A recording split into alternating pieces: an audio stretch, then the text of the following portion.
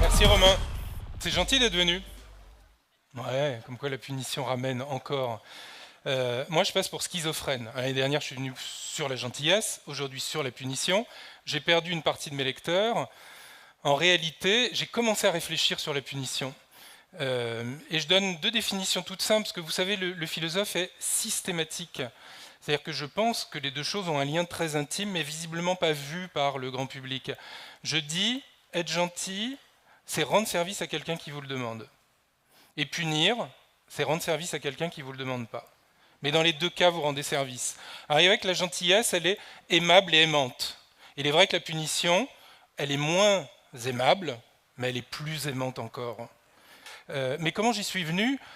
C'est un peu par hasard. Je bossais sur autre chose et la ministre de la Justice de l'époque, 2009, Alliot-Marie, qui n'est plus dans le circuit comme plein d'hommes politiques, vous avez vu, hein, tout le monde est en marche.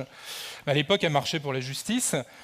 Et il y a un énième suicide en prison et elle prend une décision qui lui est soufflée par son DIRCAB qui dit voilà, on va mettre le pyjama en papier dans les prisons. Moi, j'étais en train de déjeuner, ça m'a ahuri et j'ai écrit une page pour Le Monde qui l'a pris et où je mettais en question justement la punition dans la prison.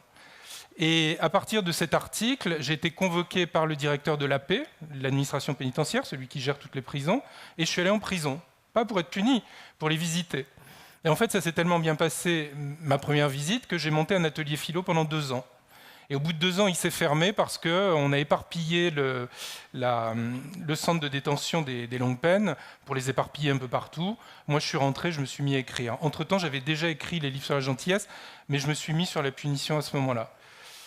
Elle a une histoire. Elle a une histoire qui est une histoire de régression. Il faut savoir que dans le registre des punitions, on avait autrefois la torture. La torture, elle a été abolie. Vous allez me dire, c'est la Révolution française. Que nenni, c'est Louis XVI, en 1780. Puis, on a aboli la peine de mort. Pas les révolutionnaires non plus, mais François Mitterrand en 81. Et le résultat, c'est qu'il nous reste la prison. Avec une conséquence que tous les spécialistes connaissent, que le grand public veut ignorer, mais qui montre que notre justice est dans l'impasse, c'est que la prison, c'est une matrice de récidive, c'est-à-dire que 60% des gens qui y entrent en ressortent en commettant des infractions ou des crimes plus graves que ceux qui les y ont fait entrer. Et il y a un taux de suicide augmenté depuis 1981, puisque c'est 1 tous les 3 jours, c'est-à-dire 100 par an. Par la guillotine, on tuait 1 à 2 personnes tous les 3 ans. Avec la prison, sans la guillotine et sans la torture, on en tue 100 par an. Donc moi, je voulais réfléchir. Je ne suis pas du tout pour qu'on réhabilite la peine de mort. Il y en a qui ont compris ça, mais non, je voulais juste dire que quand il y avait la peine de mort, ça rassurait ceux qui n'étaient pas condamnés à mort, c'est-à-dire quasiment tout le monde, et que le taux de suicide était plus bas. Moi, je suis pour qu'on ferme les prisons. Et donc j'ai construit un argumentaire qui va de la famille à la prison, en passant, on va le voir, par l'école, par le sport, par la diplomatie. Mais l'idée très rare, dans un monde qui est verrouillé par le droit, c'est qu'il faudrait qu'on pense la punition pour ensuite établir la justice. Et aujourd'hui, c'est l'inverse. On pense la justice et accessoirement, on pratique une punition. Et par défaut, puisque la prison n'a jamais été pensée comme une punition, jamais. Elle est un résidu des vraies punitions qui sont contestables et qui ont été abolies, donc la torture et la prison. Et du coup, qu'est-ce qui reste ? Pince-mi et Pince-moi sont dans un bateau. Pince-mi tombe à l'eau, qu'est-ce qui reste ? La prison, Pince-moi. Je vais vous faire ça en 3 parties. Dans la première partie, je vais vous montrer comment la punition a régressé, comment elle est devenue, même au niveau du vocabulaire, au niveau lexical, elle est devenue discrète, secrète, et comment on n'utilise quasiment plus ce mot. Ensuite, je vais vous expliquer dans 4 domaines comment la punition se pratique. Et ensuite, je vous proposerai 3 solutions, une nouvelle justice qui justement aura été pensée à partir de la punition. D'abord, le recul de la punition. Revenons à l'étymologie. La punition, elle a effectivement 3 racines. Une racine sanscrite, punya, qui veut dire chance. Une racine grecque, poiné, qui veut dire réparation, compensation. Et une racine latine, poena, qui veut dire une réparation selon la loi. Compensation chez les Grecs, réparation selon les Latins ou les Romains.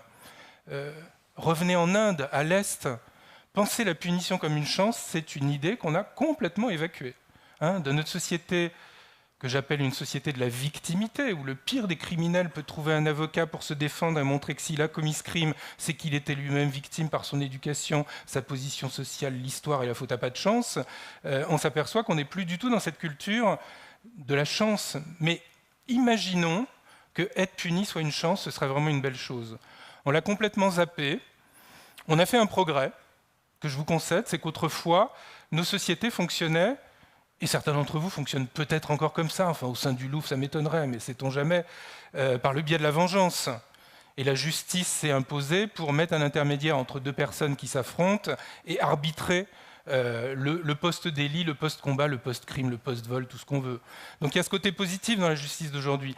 Mais l'idée d'avoir évacué l'idée de la chance quand on est puni me paraît vraiment un affaiblissement de la punition. L'idée de compensation me paraît bien, c'est l'histoire de la balance. Quelqu'un vous a volé quelque chose, le but de la punition de ce voleur, c'est de lui reprendre quelque chose. Aujourd'hui, c'est du temps, surtout, on ne lui reprend pas grand-chose, mais c'est surtout ça. Et puis la réparation légale, c'est montrer, dès le monde romain, qu'il va falloir enraciner la punition dans la loi. Donc voilà la première idée étymologique, la punition, elle a une belle origine qui petit à petit s'est gommée. Alors on a structuré à travers le droit, mais voilà la première chose. La deuxième chose, c'est qu'on évacue dans notre vocabulaire, et vous échangerez entre vous après pour le vérifier, le terme de punition. On lui préfère le terme de sanction. Pourquoi ? Parce qu'on est, c'est pas mal ce coin-là, j'avais pas encore vu les gens là, mais je voulais pas que vous vous sentiez punis. Pourquoi ? Parce qu'on est dans la political correctness, dans le politiquement correct. Vous savez, on dit plus d'une personne qu'elle est vieille, c'est une personne âgée. On dit plus d'une prison qu'elle est une prison, mais un espace carcéral. Moi j'aimais mieux sans lumière. Et on a tout un registre de vocabulaire qui change absolument rien à la prison ou à la vieillesse, mais qui nous donne l'impression de l'embellir. On ne dit plus une personne qu'elle est handicapée, mais qu'elle est, je ne sais plus ce qu'on dit, une personne qui est à mobilité réduite, par exemple. Mais il y a plein de termes. Donc on voit bien que le terme de sanction a remplacé le terme de punition. Exit le sanskrit, le grec et le latin. Enfin, le latin encore là, parce que sanction, vous allez voir d'où ça vient de sanctus, ça vient du saint, ça vient du sacré, ça vient de cette idée qui est très ambiguë. Mais on utilise le mot, aujourd'hui, on pratique des sanctions. Alors regardez à l'école, moi je surveille des copies de bac, enfin je corrige des copies de bac, et je m'aperçois qu'il y a des élèves qui n'ont rien fait. Donc la sanction, c'est qu'ils auront une mauvaise note, et peut-être pas le bac, ça c'est très rare, mais en tout cas, ils n'auront pas la mention. Voilà la sanction. Mais ceux qui ont bossé, ceux qui ont travaillé, ils auront une bonne note, ils auront une mention, et la sanction, ce sera le bac avec la mention.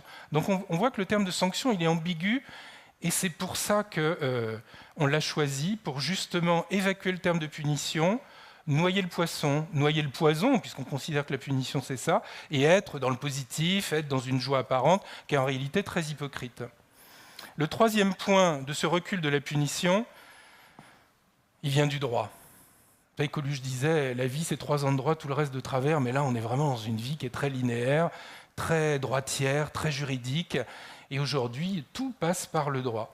Alors, il y a un de mes grands philosophes, quand j'étais étudiant, Hegel, qui explique que la punition d'un pays à un autre, elle est aléatoire et qu'il faut l'universaliser, et que c'est le propre du droit de rendre la punition universelle.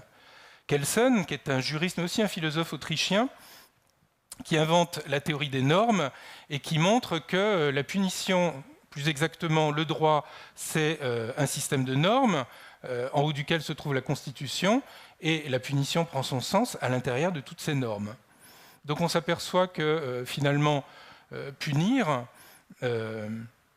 c'est sanctionner un fait qui a contredit une loi. Nullum crimen, nulla poena, sine lege. En français, pas de crime, pas de punition s'il n'y a pas de loi. Il faut donc qu'il y ait des lois sur tout. Et c'est ce qui est en train de se produire. Sur la race de chien qui peut sortir dans la rue, sur le casque qu'on doit mettre, les gants qui roulent en scooter qu'on doit mettre pour conduire avec 36 degrés dans Paris. On est dans ce monde-là. Un monde qui est pétri par le droit, pourri par le droit. Vous comprendrez pourquoi je dis pourri. Mais il y a une raison, qui est une négation de la punition. Cette idée donc d'une omnipotence du droit fait que la punition a quitté le territoire moral. Un jour, je n'allais pas faire du tourisme pour écrire ce livre, L'apologie de la punition, chez Plomb, 2015, 18 €. Je vais dans une ethnie que j'aime beaucoup, les Kuna, qui sont une civilisation indienne où il reste 70 000 personnes sur des toutes petites îles qui culminent à 30 cm au nord et au nord-est du Panama, et qui, avec le réchauffement climatique, vont devoir revenir à l'intérieur des terres. Ça va pas être facile. Donc j'arrive, avion, bateau, etc. Et quand j'arrive sur la petite île, Pablo, avec son nom espagnol, mais qui n'est pas son vrai nom, me dit « Ah, Emmanuel, tu es français, tu viens du pays des droits de l'homme ?» Et il a un sourire comme ça, une banane. Je me dis « Tiens, enfin un francophile !» Il me dit « La France, c'est le pays où, quand tu as commis un crime et que tu as un bon avocat et de l'argent, tu ne vas pas en prison. » Et là, je comprends qu'il comprend qu'on ne sait pas punir. Herbert Spencer, qui était un grand philosophe anglais, ami d'Henri Bergson, avait une définition du jury de tribunal que j'aimais bien pour les grandes peines, pour les crimes. Il disait un jury, c'est une association de 12 membres d'intelligence moyenne tirés au sort et qui doivent voter à la fin des délibérations pour le meilleur des deux avocats, celui du criminel ou celui de la victime.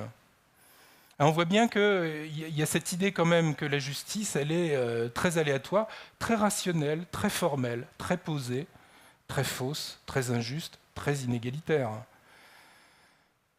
L'idée que le pénal ait complètement bouffé la punition, qui était du registre moral à l'origine, est le monde dans lequel on vit dans nos démocraties occidentales. Et je pense que c'est une grande perte de liberté, c'est une grande perte de responsabilité, et c'est une grande montée de cette culture dans laquelle on vit, qui nous vient des États-Unis, de la Scandinavie, mais dans laquelle on est en train de s'installer en France. Je le vois en tant que prof, je le vois en tant que père, je le vois en tant qu'être humain.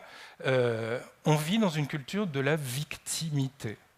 Au Moyen-Âge, on condamnait à mort des gens qui mouraient en général de la torture avant, mais s'ils arrivaient à résister à la torture, c'était des gens qui étaient innocents, mais qu'on prenait comme responsables d'un crime qu'allait libérer la population.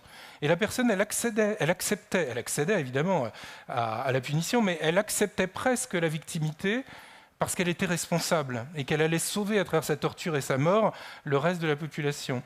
Aujourd'hui, c'est le contraire, je vous l'ai dit tout à l'heure. Le pire des criminels peut se présenter à travers le discours de son avocat comme une victime, et il sera défendu, plus ou moins bien, par le système dans lequel on vit. Donc on va commencer par la famille. La famille, c'est chouette, la plupart d'entre vous, je le vois, il n'y a pas de gens très très jeunes, donc vous avez presque tous des enfants. C'est formidable, les enfants. Moi, j'en ai 2. Je les prête à qui veut. Ouais. Heureusement, elles ne m'entendent pas, je ne leur passerai pas le film. Les enfants sont les nouveaux rois. Pourtant, je suis tout à fait d'accord contre la maltraitance. C'est-à-dire que si vous vous rendez compte que Montaigne a eu 6 ou 7 enfants, il n'en a connu aucun, ils sont tous morts, il les a abandonnés. Jean-Jacques Rousseau a abandonné aussi les 6 siens aux enfants malades. On était à une époque, jusqu'au XVIIIe siècle, où le taux de natalité était très élevé, le taux de mortalité était très élevé aussi. Donc on faisait beaucoup d'enfants, mais il y avait aussi beaucoup de mortalité. Et aujourd'hui, on vit dans un monde très différent. Il y a très peu de natalité, il y a très peu de mortalité. Ça change complètement notre rapport à l'enfant. Il faut se dire que chaque époque a un rapport à l'enfant qui est très original. Je ne dis pas qu'il faut respecter la manière dont on maltraitait les enfants jusqu'au XXe siècle. Bazin, qui a écrit Un œuf de vipère, vous vous rappelez de ce roman ? Il était prix Goncourt. Il parlait de sa mère folcoche, c'est-à-dire la folle cochonne, comme ça qu'il l'appelait. Elle le battait, elle battait son frère, etc., sa sœur. Vraiment, tout le monde la détestait. Il était malheureux, il était maltraité. Je suis complètement d'accord avec lui. En même temps, Hervé Bazin, il est écrivain, il était prix Goncourt. Je ne suis pas en train de dire qu'il faut réinstaurer la maltraitance du tout. Mais je voudrais qu'on fasse une distinction entre la punition et la maltraitance. Et le système dans lequel on est aujourd'hui, qui est un système juridicisé, c'est-à-dire où le droit prime sur tous les rapports, fait qu'on on considère que le père, la mère, n'a plus le droit de punir. C'est quand même détrôner la mère et le père de son pouvoir. C'est quand même impressionnant, ça. Il y a plein d'exemples que je pourrais donner, mais Breivik en Norvège, ça vous dit quelque chose? Il n'a pas de père. Sa mère lui a jamais collé une claque. Il s'intéresse peu à l'école, et au bout d'un moment, il devient un intégriste anti-gauche, qui devient raciste, etc. Et il va tuer 77 personnes sur l'île du Toya. Je me suis dit que si s'était pris 2-3 claques, peut-être qu'il n'en serait pas là. Je n'ai pas de preuves pour ça, mais c'est pour vous dire que ces enfants à qui on n'a jamais touché sont dans cet état-là. La Suède, un des pays fondateurs de l'interdiction de la gifle et de la fessée. Les Norvégiens ont commencé, je crois, au début du XXe siècle. Pas dire de bêtises, mais 1907. Mais les Suédois, donc, pratiquent l'interdiction de la gifle et de la fessée. On est de très bons parents quand on est suédois. Et parce que je l'entends à la radio quand j'ai déjà publié le livre, en 2014, je crois, un enfant reçoit sa dictée, ou plus exactement ce qu'il n'a pas fait, il a 0. Et il se met à pleurer. Et l'institutrice lui dit, parce qu'il a 10 ans, « Pourquoi tu pleures ?» Il dit, « Parce que je vais avoir une fessée. » Elle n'en revient pas. Elle va voir le directeur, qui appelle la police. La police va chez les parents, emmène le père en prison, met le PSEM à la mère, le bracelet électronique, et la famille est dissoute pour ça. Il y a des Suédois qui commencent à changer d'avis sur ce terrorisme, ce légalisme excessif qui fait que dans la famille, on ne peut plus toucher son enfant. C'est quand même impressionnant. Moi, si je me balade avec ma fille qui a 16 ans et les cheveux longs en la prenant par la taille, je vois bien que le regard des gens, c'est de se dire « le vieux, là, il est pédophile ».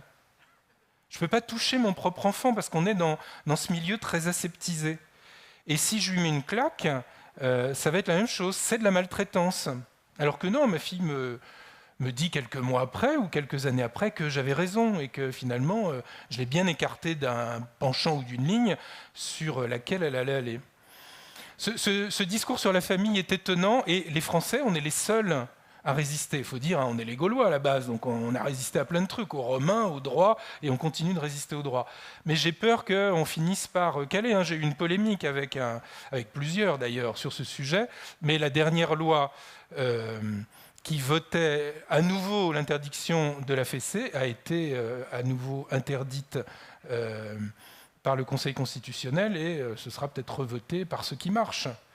Moi, je ne marche pas, je cours après mes enfants, après tous ceux qui méritent d'avoir un contact. Mais je vais vous dire quels sont les 2 vrais motifs pour lesquels il faut punir par le corps dans la famille.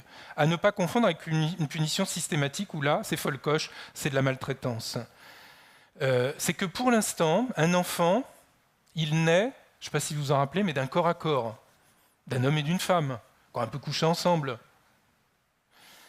Alors, à bientôt, il y aura des enfants qui naîtront, ça aura été fait par des manipulations, des transferts génétiques, et on ne sera plus dans le corps à corps. Donc là, peut-être qu'on justifiera une autre éducation.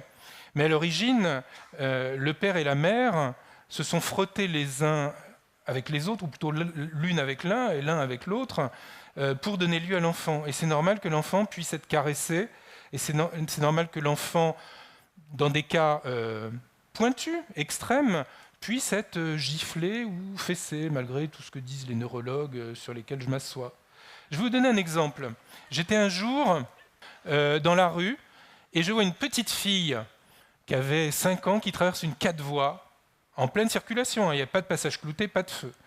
Et la femme que je croise qui me dit « Vous pouvez tenir le landau ?» parce qu'elle avait un landau, il y avait un bébé de quelques mois. Je dis « Bien sûr ».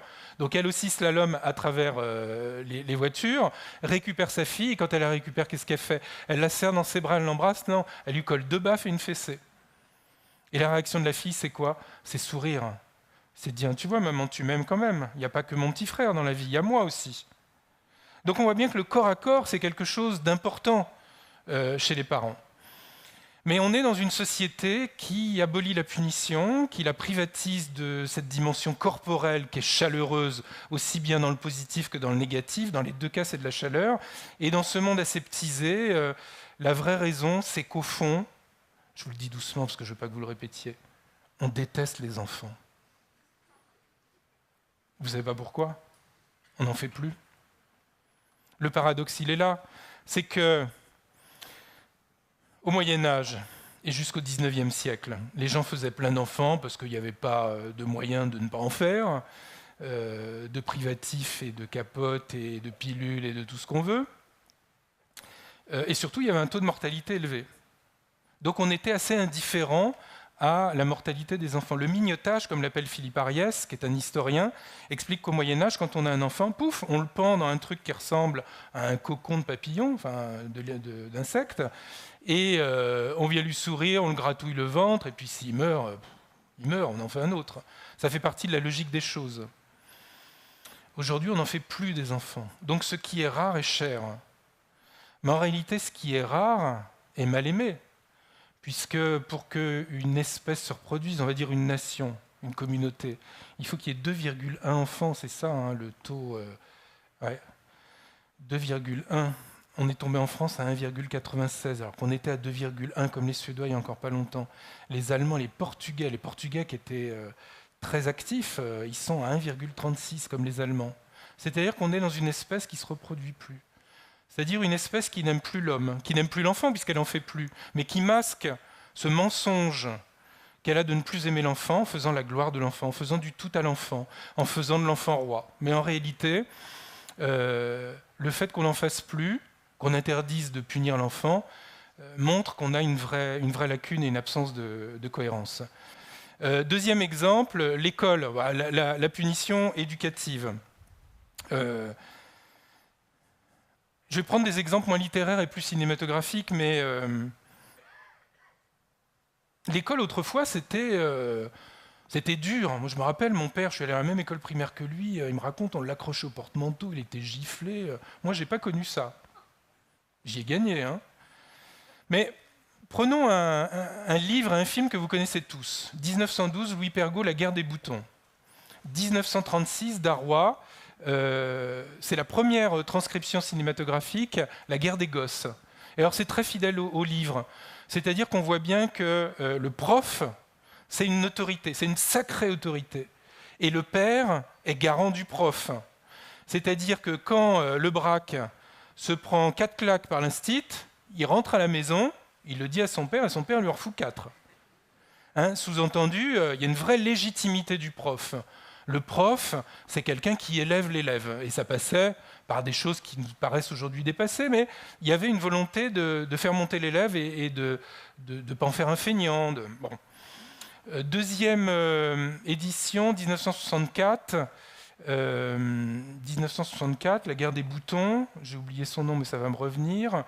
Yves Robert. Et là, on s'aperçoit que les jeunes sont sympathiques. Ils sont toujours soumis à l'autorité du prof, mais moins à l'harmonie du prof et de l'instituteur. Mais on sent que l'école, c'est l'école, mais que le jeune, c'est un jeune, il monte, et la nature et les combats entre les groupes, c'est bien aussi. Troisième adaptation en 1994 d'un Roberts, qui est un Irlandais, je ne sais plus comment il l'appelle, la guerre, c'est plus la guerre des boutons, mais c'est un titre similaire. Et là, on est en 94, on s'aperçoit que déjà, le chef de la classe, c'est la classe, c'est plus le prof. Et que le prof, il a du mal à imposer l'ordre au sein même de la communauté scolaire. On sent que c'est dans l'air du temps déjà, 1994. Et puis 2011, Christophe Baratier et Yann Samuel font 2 films. L'un, c'est La nouvelle guerre des boutons, l'autre, c'est La guerre des boutons. Et alors là, quand vous y êtes, moi j'avais reçu d'ailleurs dans une autre fonction Baratier qui lançait le film quand j'étais en poste au Brésil. Quand on voit ça, on s'aperçoit qu'on a changé de monde. C'est-à-dire le vrai chef, c'est le môme. Et le prof, c'est la personne qui est humiliée et par les parents et par l'élève. Il est là pour faire de la présence, mais il n'est plus une autorité. 1912, 2011, un siècle, et on s'aperçoit comment en un siècle, l'école s'est effritée, comment le prof a perdu son autorité. Et moi, je le vis comme enseignant dans le secondaire, on voit bien que la vraie autorité, c'est l'élève. Et ça, je crois que c'est le signe de la mort de l'école. L'élève est quelqu'un qui ne s'élève plus, qui descend. Et on n'apprend plus rien. Vous savez, Einstein disait je préférerais être puni par de nombreuses punitions plutôt que d'apprendre par cœur. Alors ça, c'était dans le premier tiers du XXe siècle. Aujourd'hui, non seulement ils apprennent plus par cœur, non seulement ils ne sont pas punis, mais ils s'en moquent. Ils sont là par pure présence.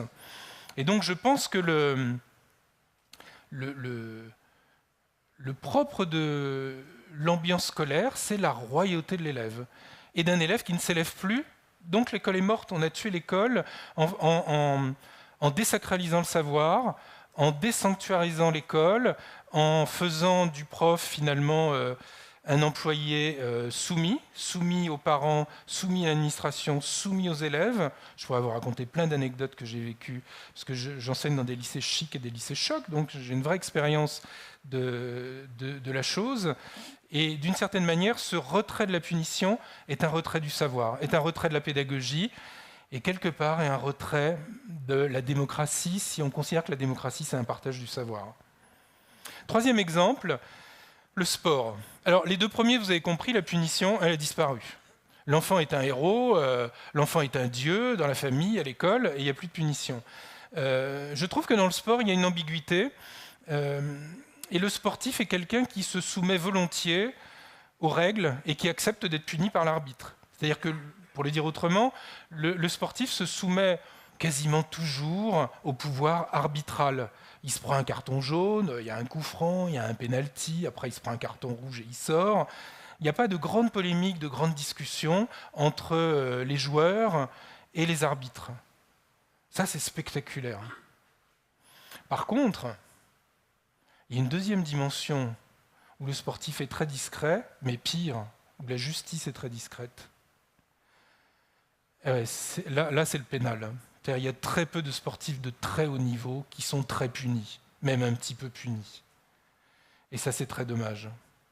C'est très dommage, pas seulement pour les artistes, mais c'est très dommage parce qu'on voit comment le droit, comment les juges sont soumis à l'économisme et au spectacle dans lequel le sport se définit aujourd'hui.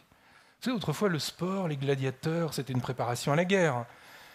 Aujourd'hui, il n'y a plus de guerre, donc on ne perd pas. Et ce qu'on gagne, c'est de la notoriété et de l'argent. Et on voit bien de quel milieu viennent les sportifs de haut niveau. Ce qu'il faut comprendre, c'est pourquoi ils arrivent à ce niveau-là. Et on ne peut pas arriver à ce niveau-là n'importe comment. Il n'y a pas que le talent. Moi, je fais un peu de vélo, mais monter le Mont Ventoux en 1 heure, c'est pas à ma portée. Courir le 100 mètres, ça je cours pas, je vous rassure, mais courir le 100 mètres en 9,79, c'est pas dans le talent humain. Mais néanmoins, on est là bêtement devant la télé ou dans une arène, dans un stade, on regarde, on applaudit, on mange des pop-corn, on a un t-shirt, on a passé une partie de notre vie agréable à regarder ce sportif de haut niveau. Mais là, bizarrement, la punition est absente pour nourrir justement cette richesse du sport. Mais c'est une richesse dangereuse. Il y a un cycliste qui n'est pas connu du grand public, mais qui avait commencé à briller. Il s'appelle Philippe Gaumont, puis, comme par hasard, c'est lui qui se fait attraper par la justice, qui a un procès, qui est destitué de sa carrière, etc., et qui écrit un livre qui s'appelle « Prisonnier du dopage ». Il y a le mot « prison », où il explique que, de manière évidente, 1, sans dopage, il n'aurait jamais pu gagner quoi que ce soit. 2, il était toujours triste de gagner. 3, il ne sait plus, maintenant qu'il n'est plus dans le sport de haut niveau, quel talent il avait. Et donc, il y a une hypocrisie du sport, qui est une hypocrisie qui ne concerne pas que les professionnels, parce qu'il faut que vous sachiez que des amateurs de vélo qui prennent de la stimulation organique et un peu chimique, il y en a un paquet par mimétisme, puisque le modèle, c'est le héros qui passe à la télévision. L'idée, c'est de lui ressembler, de se rapprocher de ses performances, et qu'on ne peut pas le faire avec ses muscles et son entraînement. Je me dis que, quelque part, on fait du sport quelque chose qui respecte la punition par tout un tas de règles, avec un arbitre en noir par exemple, des cartons, des coups francs, des règles. Ça, tout le monde le respecte, mais derrière, il y a une hypocrisie qui fait la médiatisation du sport. Et il faut que vous sachiez, mais enfin, bon, je dis rien, vous le savez en réalité, qu'il y a beaucoup de sports de très haut niveau qui n'arrivent pas parce qu'ils ne supportent pas le dopage ou qu'ils en prennent moins, ou que ce qu'on leur fait faire, c'est quand même tellement exigeant que le corps ne tient pas. Et puis, il y en a d'autres qui abandonnent pour des raisons un peu ontologiques, pour des raisons un peu éthiques, qui se disent qu'au bout d'un moment, ça va, ça ne sert à rien d'être champion dans ce cadre-là. Je fais moi du vélo tous les jours de manière non sportive, dans un parc. Et dans ce parc, il y a 2 ans, je vois des gens qui courent poignet contre poignet. Puis en repassant, en les recroisant, je m'aperçois qu'ils sont attachés. Je me dis, tiens, ils sont prisonniers, ils sont... En fait, non. En les observant, je me suis aperçu qu'il y en avait un qui était aveugle et l'autre qui était voyant. Donc le voyant courait avec l'aveugle. C'est pas mal, ça. Si l'idée du sport, c'était le partage, plutôt que la performance, et Coubertin disait... Qu'est-ce qu'il disait déjà?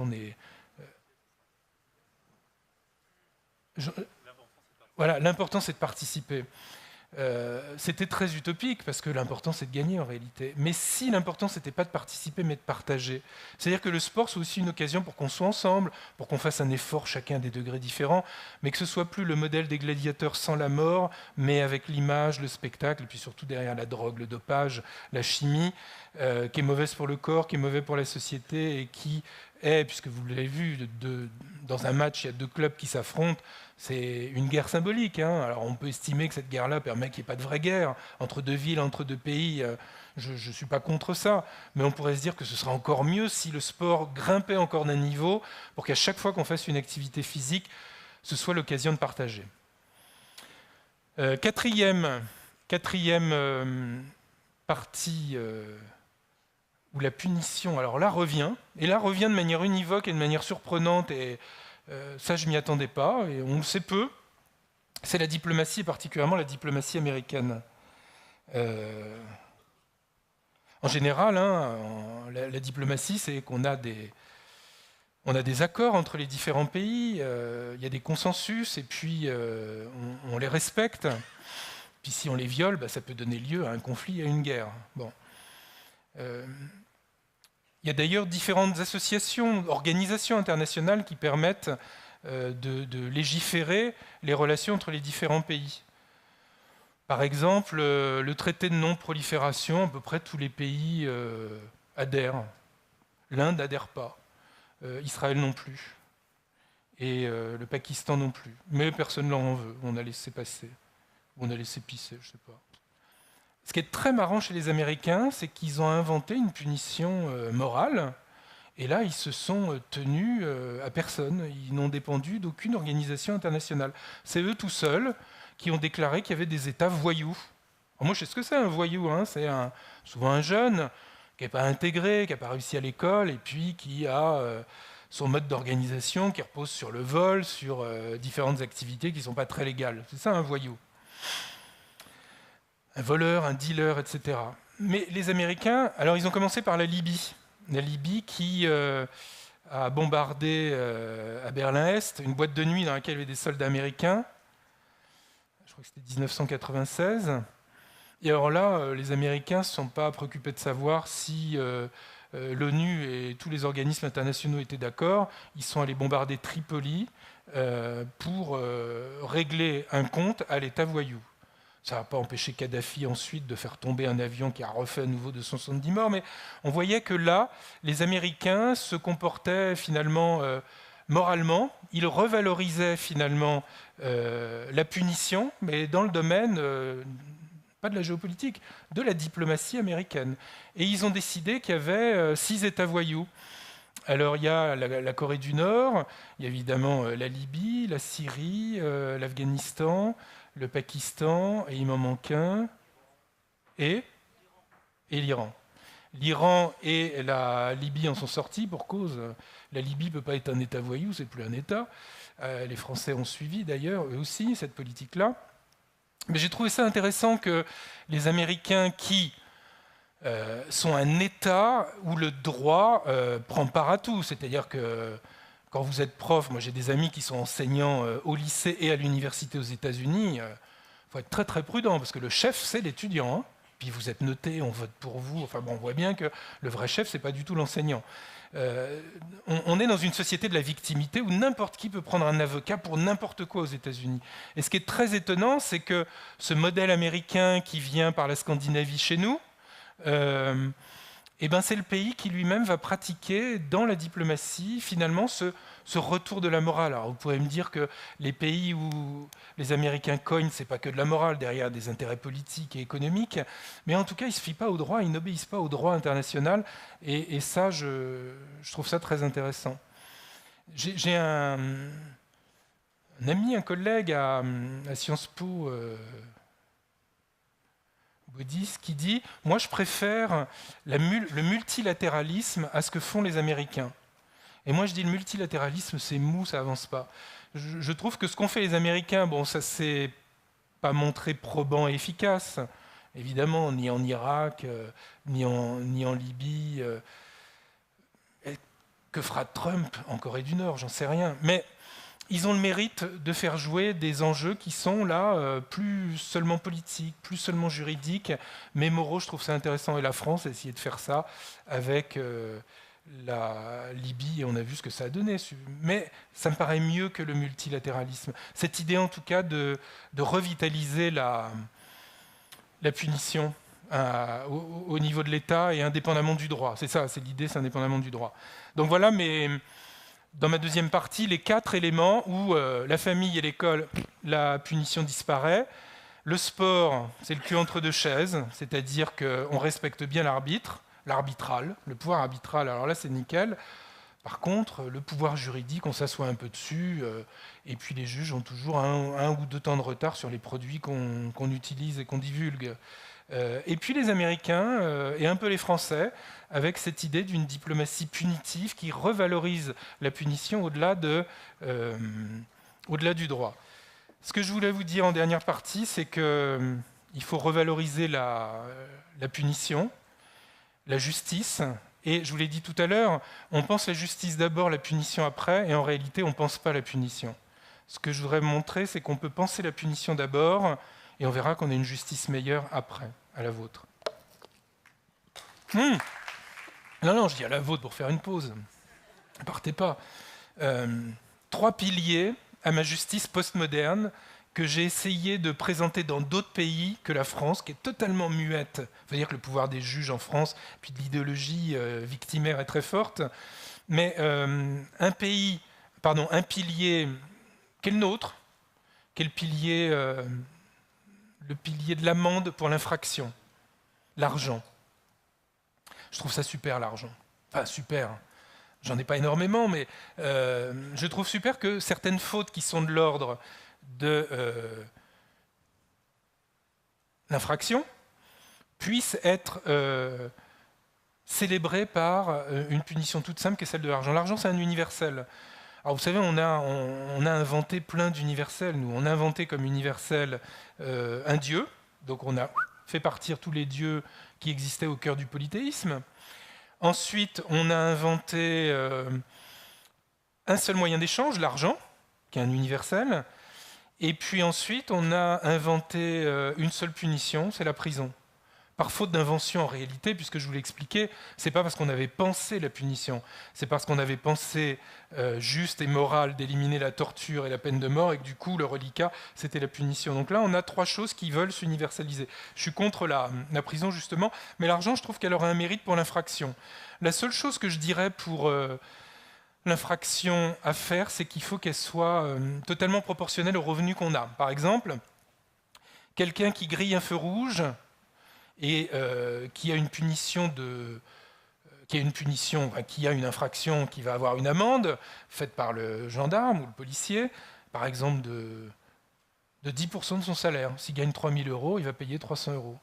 Mais celui qui gagne 30 000 €, il aura une punition de 3 000 €. Ça, je trouve ça juste. Que celui qui a une petite voiture pourrie paye moins cher que celui qui a une grosse voiture. mais que celui qui est très riche et qui se dissimule dans une petite voiture pourrie paye quand même une riche amende, une chère amende. Je pense qu'il y a l'inégalité est au fondement de l'égalité. Donc ma première punition, ce serait l'infraction, ce serait l'argent pour punir ceux qui commettent des fautes légères. La deuxième punition pour les délits, donc en justice correctionnelle, aujourd'hui, je m'inspirerais des Maoris, vous savez, en Nouvelle-Zélande. Il y a une culture là-bas sur la punition qui m'a beaucoup plu, qui m'a beaucoup parlé. C'est-à-dire que quand quelqu'un commet une faute, on ne va pas l'exclure. On va en discuter jusqu'à temps qu'on trouve un consensus et que la personne fautive dédommage la personne qui a été victime.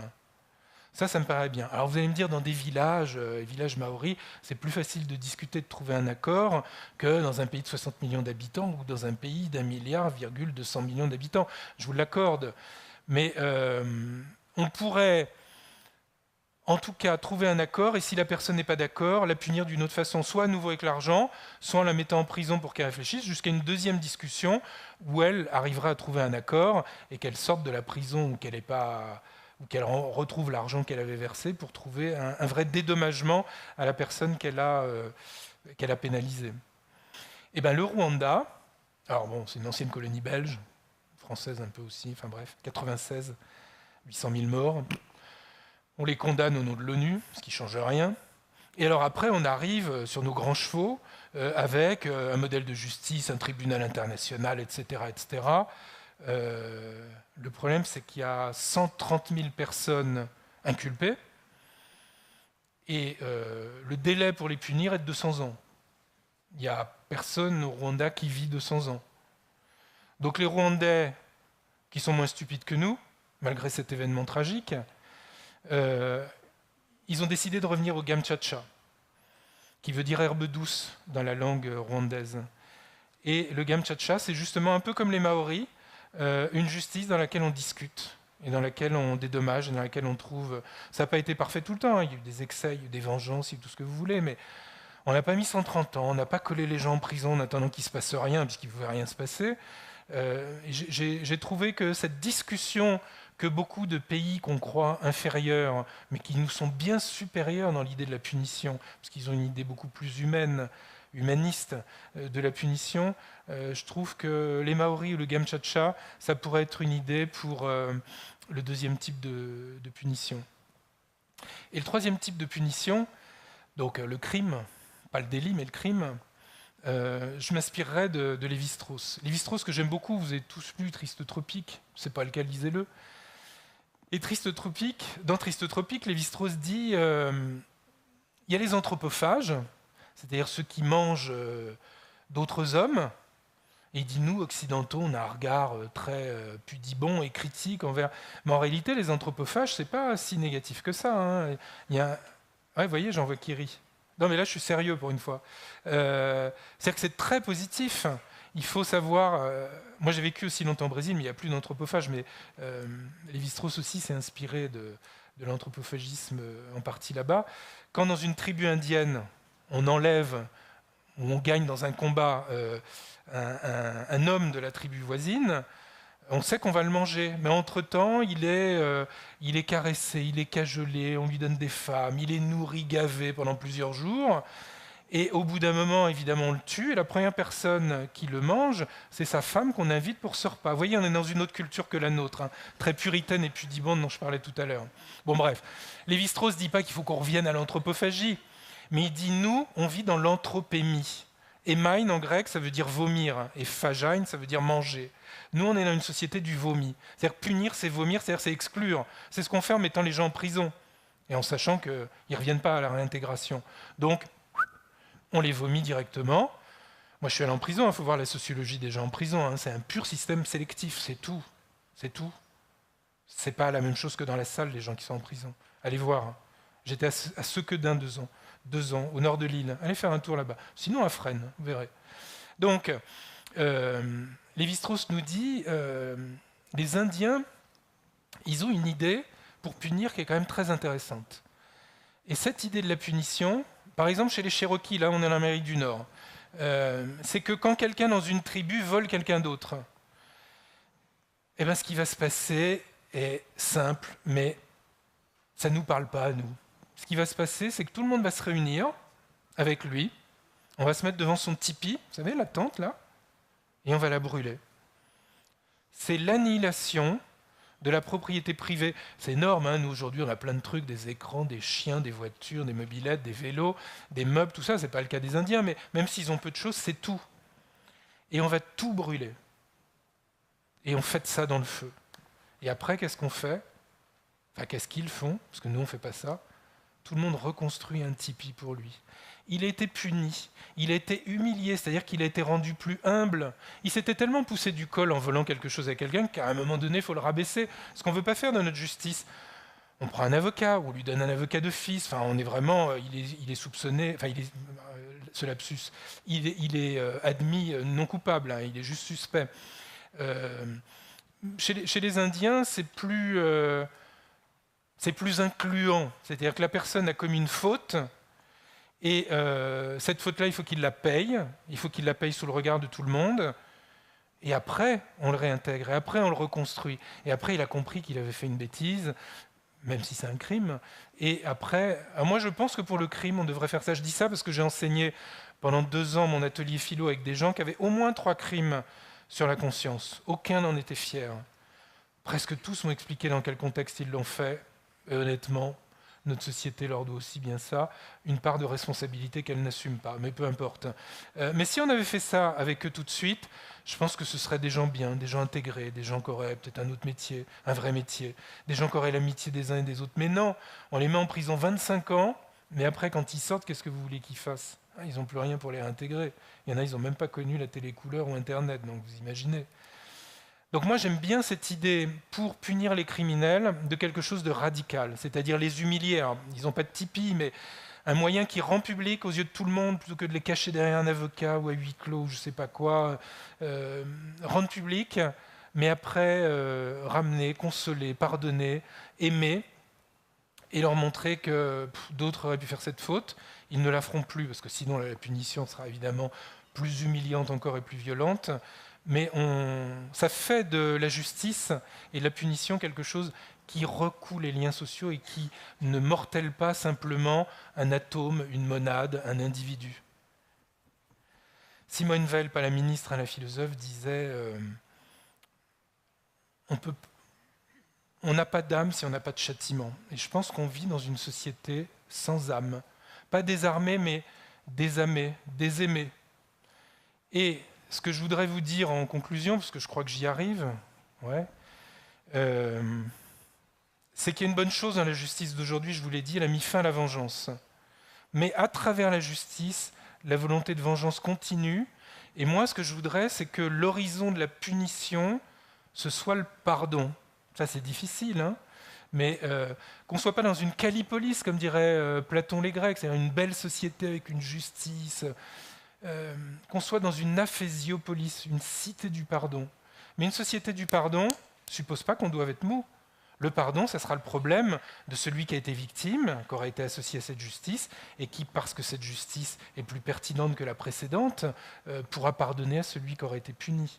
Je ne dis pas du tout qu'il faut être mou, mais je pense que l'essence de la punition, c'est d'être ferme, mais d'ouvrir nos sociétés au pardon. C'est vraiment un étage supérieur. Ne me punissez pas, ne me sanctionnez pas, mais merci de m'avoir écouté et j'espère qu'avec vos enfants, vous serez fermes.